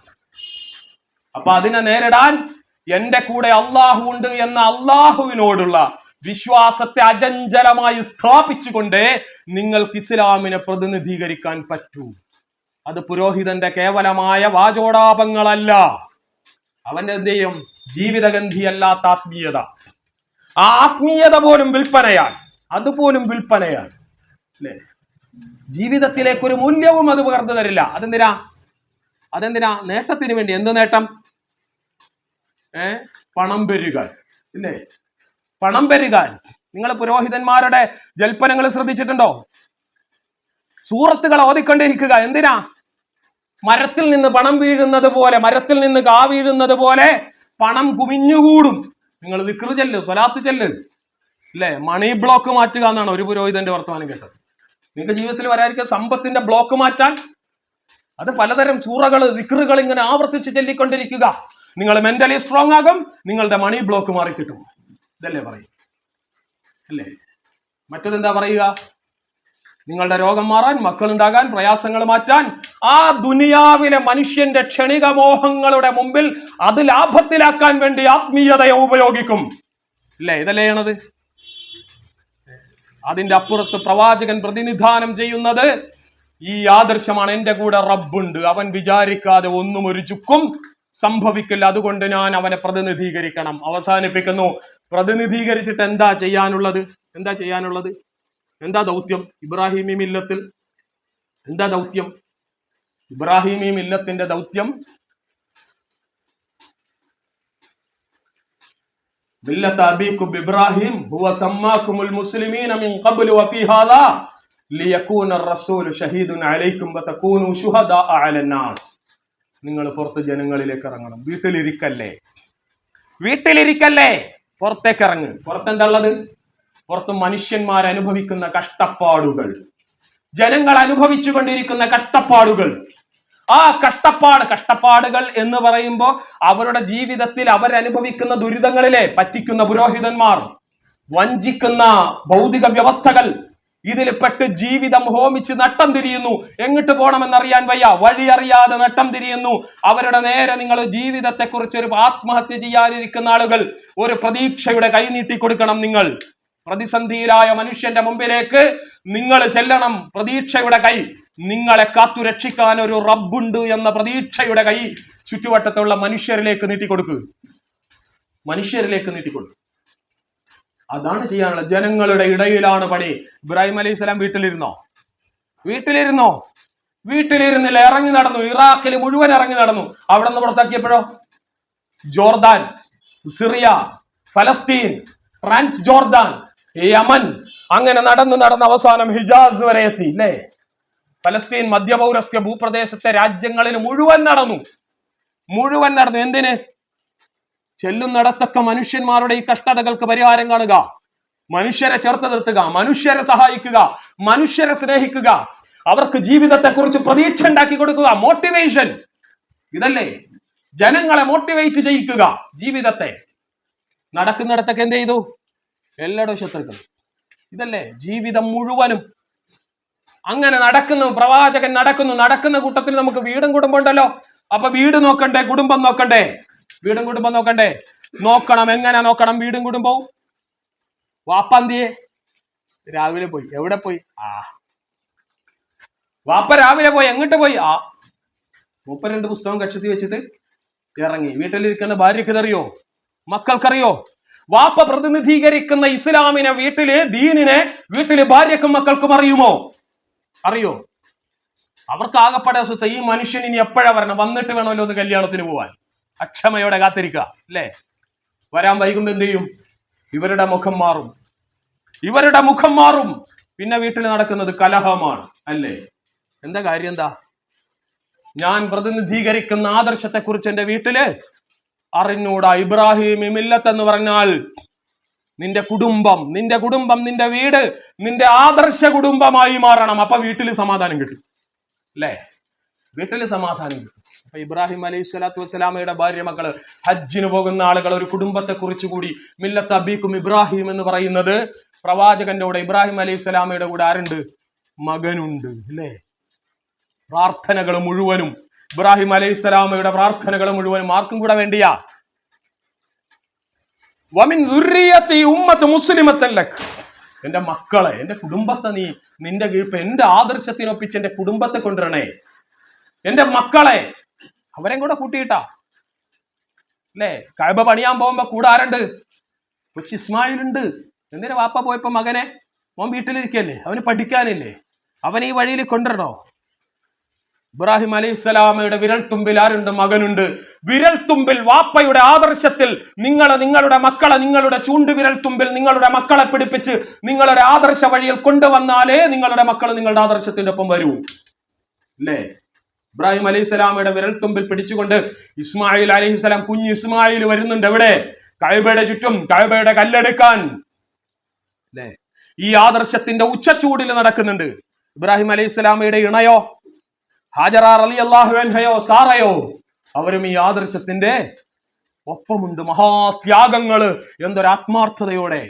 അല്ലേ? അതുകൊണ്ടല്ലേ കൈക്കുഞ്ഞായിരിക്കെ, കൊച്ചു കുഞ്ഞായിരിക്കെ നാടാന്തരം യാത്ര ചെയ്ത ഹിജാസിന്റെ മരുപ്പറമ്പില്, ഇന്നത്തെ മക്ക ഒരു മനുഷ്യനില്ലാതിരുന്ന ഒരു കാലഘട്ടത്തിൽ ഹിജാസിന്റെ മരുപ്പറമ്പിൽ കൈക്കുഞ്ഞുമായിട്ട് ഹാജറ റളിയല്ലാഹു അൻഹയെ കൊണ്ട് ചെല്ലുന്നില്ലേ? അവിടെ ചെന്ന് നിന്നിട്ടോ. അപ്പോഴാണ് ഇബ്രാഹിം അലൈഹിസ്സലാമയ്ക്ക് ദൗത്യ നിർവഹണത്തിന്റെ യാത്രയെ കുറിച്ച് പറയുന്നത്. പണിക്ക് പോണം. അപ്പൊ ഇബ്രാഹിം അലൈഹിസ്സലാം എന്ത് പറയുന്നുണ്ട്? ഹാജറയോട് പറയുന്നുണ്ട്, നീയും കുഞ്ഞും കൂടി ഇവിടെ ഇരിക്കുക, എനിക്ക് പോകണം. തിരിച്ച് ഹാജറ റളിയല്ലാഹു അൻഹയുടെ ഒരു ചോദ്യം എന്തായിരിക്കും? ചുറ്റും നോക്കുമ്പോഴെന്ത് ചെയ്യും? സഫ മർവ മുളകളും ഇക്കാണുന്ന വിജനമായ ഭൂപ്രദേശവും തരിശു ഭൂമിയും കണ്ടിട്ട് എന്ത് വിചാരിക്കും? ഒരൊറ്റ മനുഷ്യനില്ല ഇവിടെ, ഒറ്റക്ക് ഈ പെരുമ്പറമ്പിൽ ഒറ്റക്ക് ഞങ്ങളെ നിർത്തിയിട്ട് എങ്ങിട്ട് പോണു? ആരാ പറഞ്ഞത്? അള്ളാഹ് പറഞ്ഞതാണോ? അതെ, റബ്ബിന്റെ കൽപ്പനയാണ്. അപ്പൊ ഹാജറ എന്ത് പറയുന്നുണ്ട്? എങ്കിൽ അള്ളാഹു ഞങ്ങളെ കാത്തുകൊള്ളും. ഇബ്രാഹിം അലൈഹിസ്സലാം ഭാര്യയും ഭർത്താവും തമ്മിൽ ഒരു മത്സരമാണ്. എന്തിനാ മത്സരിക്കുന്നത്? ഈമാനിന്റെ കാര്യത്തിൽ, അള്ളാഹുവോടുള്ള സ്നേഹത്തിന്റെ കാര്യത്തിൽ മത്സരിക്കുകയാണ്. ഇബ്രാഹിം അലൈഹിസ്സലാമയുടെ മുമ്പിൽ ഹാജറ റളിയല്ലാഹു അൻഹ, നിങ്ങള് അഗ്നികുണ്ഡത്തെ താണ്ടിക്കടന്നിട്ട് നാട് നാണ്ടാന്തരം ഈ പ്രതിനിധാനം ചെയ്ത് യാത്ര ചെയ്തെങ്കിൽ ഈ പാവം പിടിച്ച പെണ്ണുണ്ടല്ലോ, ഈ വിജനമായ ഹിജാസിന്റെ ഈ വിജനമായ മലയുടെ മുകളിൽ നിന്നിട്ട് അതിനെ അതിജയിക്കാൻ പറ്റുന്ന വിശ്വാസത്തിന്റെ ഗരിമ, മഹാത്മ്യം കാണിച്ചു കൊടുക്കുന്നുണ്ട്. എങ്ങനെയാ? അള്ളാഹ് പറഞ്ഞെങ്കിൽ ഞങ്ങളെ അള്ളാഹു കാത്തുരക്ഷിക്കും. ഒരു പെണ്ണിന്റെ ആദർശവതിയായ ഒരു സ്ത്രീയുടെ ധൈര്യം ഇല്ലേ? ഗസയിലെമ്പാടും ഓടി നടക്കുന്നുണ്ട് ഹാജറമാർ ഇല്ലേ? അവരുടെ കൈകളിൽ എന്തുണ്ട്? ജീവനില്ലാത്ത ജീവനറ്റ ഇസ്മായിലുകളെ പിടിച്ചുകൊണ്ട് ഗസയിലെമ്പാടും ഓടി നടക്കുന്നുണ്ട് ഹാജറമാർ. അവരുടെ കണ്ണിൽ നിന്നുതിരുന്നത് കണ്ണീരിന് പകരം എന്താ? ഈ കൈക്കുഞ്ഞ്. ഇത് അല്ലാഹു ഉണ്ട് ഞങ്ങൾക്ക് മുമ്പിൽ, അല്ലാഹു ഉണ്ട്. അപ്പോഴല്ലേ റബ്ബ് സുബ്ഹാനഹു വ തആല അല്ലാഹു ഉണ്ട് എങ്കിൽ അള്ളാഹ് ഞങ്ങളെ കാത്തുരക്ഷിച്ചുകൊള്ളും. ഇങ്ങനെ പറയാൻ സാധിക്കുന്നത് എപ്പോഴാണ് പ്രിയപ്പെട്ടവരെ? ഇബ്രാഹിം അലൈഹിസ്സലാമയുടെ ആദർശ പ്രതിനിധാനത്തിന്റെ പ്രതിധ്വനി വീടുകളുടെ മതിലിന്റെ ഉള്ളിൽ ശക്തമായി ഉണ്ടായത് കൊണ്ടല്ലേ? അതിലാണ് മകൻ വളർന്നു വരുന്നത്, അതിലാണ് ഈ ഇണ പ്രബോധിക്കപ്പെടുന്നത്. അപ്പോഴാണ് ഓടി നടക്കുന്നുണ്ടല്ലോ ഹാജറ റളിയല്ലാഹു അൻഹ. ആ ഓട്ടം എന്ന് പറയുന്നത്, ആ ഓടി നടക്കുന്നത് കയ്യിലെ തോൽപാത്രത്തിലെ വെള്ളവും ഇത്തിരി കാരക്കയും. ഹാജറ റളിയല്ലാഹു അൻഹയുടെ ചിന്ത എന്തായിരിക്കും? ഞാൻ ആദ്യം മരിക്കുമോ, എന്റെ കുഞ്ഞാദ്യം മരിക്കുമോ? ഞാൻ ആദ്യം മരിക്കുമോ, എന്റെ കുഞ്ഞാദ്യം മരിക്കുമോ? ഞാനാണ് മരിക്കുന്നതെങ്കിൽ എന്റെ ജനാസയുടെ അടുത്ത് എന്റെ കൈക്കുഞ്ഞിരുന്ന് വാവിട്ട് കരയുന്നത് എങ്ങനെയായിരിക്കും? അല്ല, കുഞ്ഞാണ് മരിക്കുന്നതെങ്കിൽ ഞാൻ ആ കുഞ്ഞിനെ എങ്ങനെ മറമാടും? ഇതല്ലേ ചിന്ത. വെള്ളം തീർന്ന അവസാനത്തെ വെള്ളവും തീരുന്ന ഒരു ഘട്ടത്തിലാണ് ദാഹം പൊറാഞ്ഞി കുഞ്ഞ് പ്രാണവെപ്രാളത്തിൽ നിലവിളിച്ചിരിക്കുമ്പോഴാണ് ഹാജറയുടെ ഓട്ടം. നിങ്ങളൊന്ന് സങ്കല്പിച്ചു നോക്കൂ. മുറിവേറ്റ് പിടയുന്ന പട്ടിണിക്കോലങ്ങളായ ഗസയിലെ കൈക്കുഞ്ഞുങ്ങളെ, അസ്ഥികൂടങ്ങളെ പിടിച്ചുകൊണ്ട് വിശ്വാസിനികളായ മാതാക്കൾ അവിടെ നിർവഹിച്ചുകൊണ്ടിരിക്കുന്ന ദൗത്യക്കുറത്ത് ഓർത്ത് നോക്കി അല്ലേ? അപ്പോഴാണ് ഒടുവിൽ എന്ത് ചെയ്യുന്നത്? സംസം പൊട്ടിയൊഴുകുന്നത് അല്ലേ? പിന്നെയും പരീക്ഷണം ഉണ്ടല്ലോ. കൺമുമ്പിൽ വസന്തം പോലെ വളർന്നു വരുന്ന ഇസ്മായിൽ അലൈഹിസ്സലാമയെ, ഇബ്രാഹിം അലൈഹിസ്സലാമയെ പിന്നെ നിർത്തിയോ പടച്ചമ്പുരാൻ? എന്തൊരു റബ്ബാണ്! എന്താ ഈ ഗസക്കാരെ ഇങ്ങനെ പരീക്ഷിക്കുന്നു നമ്മൾ ഓർക്കൂലേ? ഇബ്രാഹിം അലൈഹിസ്സലാമയെ പിന്നെയും വിട്ടോ റബ്ബ്. അവസാനത്തെ പിടുത്തേതാ? 90-ാം കാലത്തുണ്ടായ കുഞ്ഞ് വസന്തം പോലെ മുമ്പിൽ ഇങ്ങനെ വളർന്നും എത്തി വരുന്നു ഇസ്മായിൽ അലൈഹിസ്സലാം. ഇനിയൊന്ന് വാപ്പ വീട്ടിലിരിക്കട്ടെ അല്ലേ? ഇനിയൊന്ന് വാപ്പ വീട്ടിലിരിക്കട്ടെ എന്ന് വിചാരിക്കുമ്പോഴാണ് റബ്ബ് പറയുന്നത്. ഒരു ദിവസം രാവിലെ വന്നിട്ട് മോനെ തട്ടി വിളിച്ചിട്ട് വാപ്പ പറയണ വർത്താനം എന്താ? യാ ബുനയ്യ ഇന്നി അറാ ഫിൽ മനാമി അന്നി അസ്ബഹുക ഫൻദുറു മാദാ തറാ. മകനെ, നിന്നെ അറുക്കാൻ അല്ലാഹു എന്നോട് കൽപ്പിച്ചിരിക്കുന്നു, നീ എന്ത് പറയുന്നു? നിന്നെ ബലി കൊടുക്കാൻ കൽപ്പിച്ചു, നീ എന്ത് പറയുന്നു? ഇബ്രാഹിം അലൈഹിസ്സലാം ഇത് എങ്ങനെ ഉൾക്കൊള്ളും? ഇത്രയൊക്കെ ഞാൻ ചെയ്തില്ല റബ്ബ്. നമ്രൂദിന്റെ അഗ്നികുണ്ഡത്തിൽ കയറി, വീടും നാടും ഉപേക്ഷിച്ച് നാട് മുഴുവൻ നടന്നു, ജീവിതകാലം മുഴുവൻ ഇങ്ങനെ നടന്നു. ഒരു പുരുഷായി അസ്ലിം എന്ന് നീ പറഞ്ഞപ്പോ ഞാൻ അസ്ലംതു ലി റബ്ബിൽ ആലമീൻ അല്ലേ, കീഴ്പ്പെട്ടു എന്നുള്ളത്. ഇതെന്താ ഈ പറയുന്നത്? ഇത് എന്റെ മകനെ എന്റെ കൈകൊണ്ട് ബലി നൽകാനാണ് പറയുന്നത്. ഒരു മസാലക്കും പഴുതില്ല അല്ലേ? മകനോട് പറഞ്ഞപ്പോ മകൻ എന്ത് പറഞ്ഞു? യാ അബത്തി ഫഅൽ മാ തുമർ സതജിദുനി ഇൻഷാ അല്ലാഹു മിനസ് സാബിരീൻ. വാപ്പനോട് അള്ളാഹ് അങ്ങനെ പറഞ്ഞിട്ടുണ്ടോ? എന്നാ വാപ്പ അങ്ങനെ ചെയ്തോ. വാപ്പയോട് അള്ളാഹു അങ്ങനെ പറഞ്ഞിട്ടുണ്ടോ? എങ്കിൽ വാപ്പ അങ്ങനെ ചെയ്തോ. എന്നെ കൊണ്ടുപോയി പ്രഭാതത്തിൽ കഴുത്തിൽ ചരിച്ചു കിടത്തി, കഴുത്തിൽ കത്തി വെച്ച്, കത്തി മൂർച്ച കൂട്ടി എന്റെ കഴുത്തിൽ അറുക്കണം. അങ്ങനെ അറുക്കുമ്പോ എന്റെ കണ്ടനാടി മുറിയുമ്പോഴും, എന്റെ പ്രാണരക്തം ചീറ്റിത്തെറിക്കുമ്പോഴും, പ്രാണവേദനയോടെ എന്റെ കൈകാലുകൾ കൂട്ടിപ്പിണയുമ്പോഴും, അവസാനത്തെ പ്രജ്ഞ എന്നിൽ നിന്ന് അസ്തമിക്കുമ്പോഴും സതജിദുനി ഇൻഷാ അല്ലാഹു മിനസ് സാബിരീൻ, ക്ഷമയുള്ളവനായിട്ട് എന്നെ കാണാം വാപ്പ. അപ്പൊ എന്താ പറഞ്ഞത്? ഒന്ന് വ്യക്തിയെ വിശ്വാസത്തിൽ സംരക്ഷിക്കണം, രണ്ടാമത്തത് കുടുംബത്തെയും സംരക്ഷിക്കണം. അപ്പൊ എന്തായി? ഒരാദർശ കുടുംബമായി മാറും. അപ്പോഴീ പറയപ്പെട്ട എല്ലാ ഇടങ്ങേറുകളുടെയും മുമ്പിൽ തല ഉയർത്തി നിന്നുകൊണ്ട് ജീവിക്കാൻ സാധിക്കും. അപ്പോഴാണ് ഇബ്രാഹിം അലൈഹിസ്സലാമയോട് പറഞ്ഞത്, ഇന്നി ജാഇലുക ലിന്നാസി ഇമാമ, നിന്നെ നാം ലോകത്തിന്റെ നേതാവാക്കിയിരിക്കുന്നു ഇബ്രാഹിമേ. ഉമ്മത്ത് മുസ്ലിമയുടെ ലോക നേതൃത്വം തിരിച്ചു കിട്ടണമെങ്കിലും എന്ത് ചെയ്യണം? ഫഫിറു ഇലല്ലാഹ്, അല്ലാഹുവിലേക്ക് തിരിയണം. അപ്പൊ പ്രിയപ്പെട്ടവരെ, ഞാൻ അവസാനിപ്പിക്കുകയാണ്. ഇബ്രാഹിം മില്ലത്ത് എന്ന് പറയുന്നത്, ഹജ്ജ് എന്ന് പറയുന്നത്, ഇബ്രാഹിം അലൈഹിസ്സലാമയുടെ ഓർമ്മകൾ നമ്മുടെ വർത്തമാനകാല ജീവിത അനുഭവങ്ങളുമായി ചേർത്തു നിർത്തിയിട്ട് നമ്മൾ ഈ മില്ലത്തിൽ നിന്ന് ആദർശപരമായ, വിശ്വാസപരമായ, കർമ്മപരമായ ചൈതന്യത്തെ വീണ്ടെടുത്ത് അതിനെ പുനഃസ്ഥാപിച്ചുകൊണ്ട് ഇസ്സത്തോടുകൂടി ജീവിക്കുവാൻ തയ്യാറാവണം. അല്ലാഹു സുബ്ഹാനഹു വ തആല അനുഗ്രഹിക്കുമാറാവട്ടെ. നമ്മളിൽ നിന്ന് ഇത് റബ്ബ് സ്വീകരിക്കുമാറാവട്ടെ. കാര്യങ്ങൾ നേർക്കുനേരെ നന്നായി മനസ്സിലാക്കുവാനും നല്ല വഴിയിൽ അത് ഉൾക്കൊള്ളുവാനുമുള്ള തൗഫീഖ് നൽകി അനുഗ്രഹിക്കുമാറാവട്ടെ. നമ്മളിൽ നിന്ന് മരണപ്പെട്ടു പോയ ആളുകളെ അള്ളാഹു സ്വീകരിക്കുമാറാവട്ടെ. നമ്മളിൽ നിന്ന് രോഗികളായ ആളുകൾക്ക് അള്ളാഹു ശിഫ നൽകി അനുഗ്രഹിക്കുമാറാവട്ടെ. നാം ഇരുന്ന് ഈ ദൗത്യം നിർവഹിക്കുന്ന ഈ കുടുംബം, ഈ വീട് അള്ളാഹു ഇതിന് ബർക്കത്ത് ചൊരിയുമാറാവട്ടെ, അനുഗ്രഹം ചൊരിയുമാറാവട്ടെ. اللهم ربنا تقبل منا انك انت السميع العليم وتب علينا انك انت التواب الرحيم وارحمنا يا راحم المساكين واغفر لنا يا غافر المذنبين برحمتك يا ارحم الراحمين. وصلى الله تعالى وسلم على خير خلقه سيدنا محمد واله وصحبه اجمعين. سبحان ربك رب العزة عما يصفون وسلام على المرسلين والحمد لله رب العالمين. السلام عليكم ورحمة الله.